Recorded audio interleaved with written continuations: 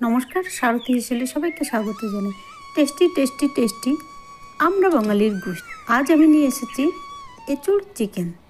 বাঙালি আমরা নিত্য নতুন ধরনের খাবার খেতে খুবই ভালোবাসি। এঁচোড় চিকেন রান্না করতে আমি খুবই মজা পাই, কিন্তু আমি খাই না। রান্না করে সবাইকে খাওয়াতে আমি ভালোবাসি। দেখো, আমি একটা এঁচোড় নিয়ে এসেছি। দিদির বাড়িতে গেছিলাম কালকে রাত্রে, তো দিদি কালকেই কেটে রেখে দিয়েছে, কিন্তু আমি আনতে ভুলে গেছি। আজকে ছেলে গিয়ে নিয়ে এসেছে। সদ্য এঁচোড়টা খুবই সুন্দর, কচি এঁচোড়। আমি প্রথমে এঁচোড়টাকে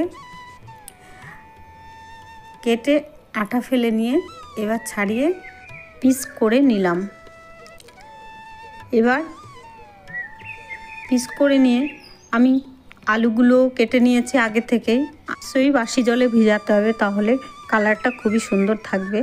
টাটকা জলে ভিজালে কালার কালো টাইপের হয়ে আসে, দেখতে ভালো লাগে না।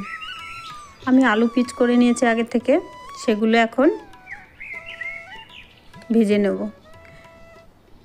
আলু ভেজে নিয়ে তুলে রেখে এবার এঁচোড়গুলোকে একই রকমভাবে এঁচোড়গুলো তুলে নেব। তুলে নিয়ে এবার মশলা কষিয়ে নিচ্ছি। আমি মশলাতে দিয়েছি পেঁয়াজ, রসুন, আদা, শুকনো লঙ্কা, জিরে গুঁড়ো, ধনে গুঁড়ো, লবণ, হলুদ, সমস্ত মশলাগুলি বেশভাবে কষিয়ে নিলাম। চিকেন তো কষানোর উপরেই স্বাদটা আসে। কষানোটা ঠিকঠাক না হলে কিছুতেই স্বাদ আসবে না। এবার তোমরা বলো, কে কে রান্না করে খাওয়াতে ভালোবাসো এবং নিজে খাও না? কিন্তু আমি তো রান্না করে খাওয়াতে খুবই ভালোবাসি। আমি নিজে খাই না মাছ মাংস, এবং আমার এত ভালো লাগে সবাইকে খাওয়াতে, সে আমি বলে বোঝাতে পারবো না। বলতে বলতে আমার কষানো হয়ে গেছে। এবার আমি ভালো করে মিশিয়ে নেব। মিশিয়ে নিয়ে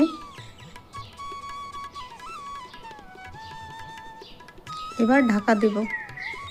বেশ খানিকক্ষণ সময় ফুটিয়ে নিতে হবে। ফোটানো হয়ে গেছে, দেখো কত সুন্দর ফুটছে। কালারটা খুব একটা ভালো আসেনি, এর কারণে আমি কাঁচা লঙ্কা দিয়েছি। আমার রান্না তো কমপ্লিট হয়ে গেছে।